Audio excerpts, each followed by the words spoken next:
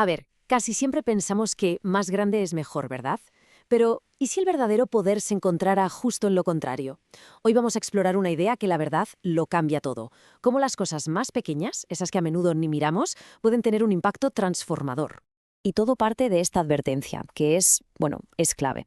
Nos obliga a pararnos y a pensar muy bien en cómo medimos el valor y el potencial de las cosas, y a tener mucho cuidado con lo que descartamos por parecer, insignificante.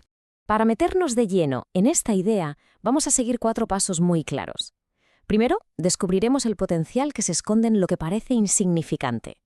Después, vamos a comparar 2 formas totalmente opuestas de medir las cosas. Luego nos meteremos en algo que el texto llama las matemáticas divinas y terminaremos viendo cómo hasta la debilidad puede ser una fuente de fuerza.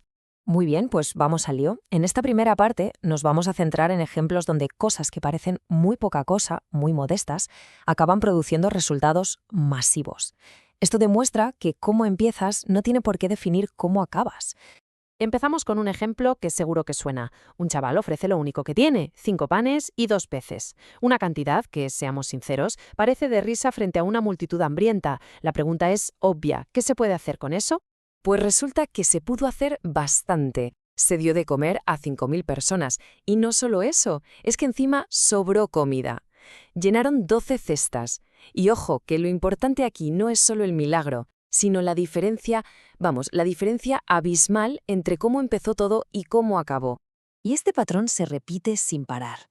Una vasija de aceite que no deja de manar, un puñado de harina que da de comer durante días, o 2 moneditas que, aunque no valían casi nada, se consideran la ofrenda más grande de todas. La lógica es siempre la misma, ¿no? Lo poco, cuando se pone con un propósito claro, se multiplica. Y la cosa no se queda solo en la comida o el dinero. Es que esto también pasa con objetos, cosas del día a día que se convierten en herramientas de poder. Un bastón de pastor, de repente es la vara de Dios y hace prodigios. Y una simple piedra de río en las manos adecuadas cambia el resultado de una batalla. Y claro, todo esto nos lleva al meollo de la cuestión, que parece que hay 2 maneras totalmente opuestas de medir la importancia. Por un lado, la nuestra, la humana, y por otro, la que sugiere el texto. Y aquí el contraste es brutal. Por un lado tenemos la lógica humana, siempre obsesionada con las multitudes, con tener una fe enorme y con planes gigantescos. Y por otro, un enfoque que es todo lo contrario, el valor que se le da a 2 o 3 personas, a una fe tan pequeña como un grano de mostaza o al poder de una sola semilla que muere para dar fruto. Esta forma de ver las cosas, claro, también cambia por completo la idea de liderazgo. El modelo que todos conocemos busca poder, autoridad, estatus. Pero aquí lo que se propone es justo lo contrario, un liderazgo que se basa en la humildad de un niño, donde ser el más grande significa servir a los demás. Bueno, pues vamos a ir un paso más allá, porque esta lógica se lleva a unos extremos que son increíbles.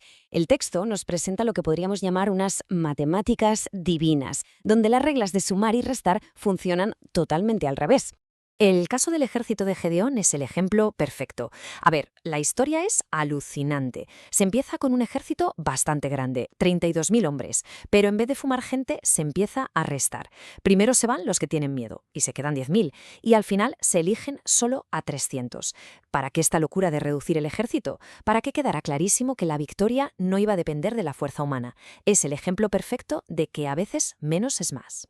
Y esto no es algo que pase una vez y ya está. Es una idea que aparece una y otra vez en el texto. Se habla de un pequeño rebaño, no de un imperio. De miles y miles de seguidores, el foco se pone solo en 12.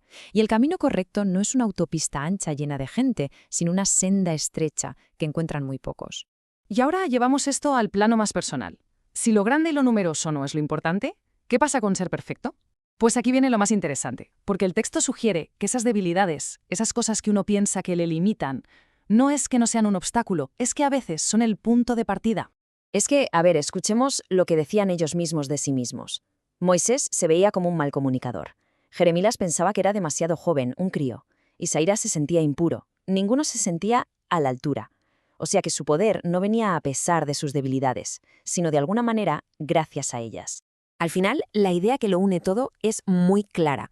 Cualquier talento, cualquier recurso, por minúsculo que parezca, puede convertirse en algo potentísimo cuando se alinea con un propósito mayor.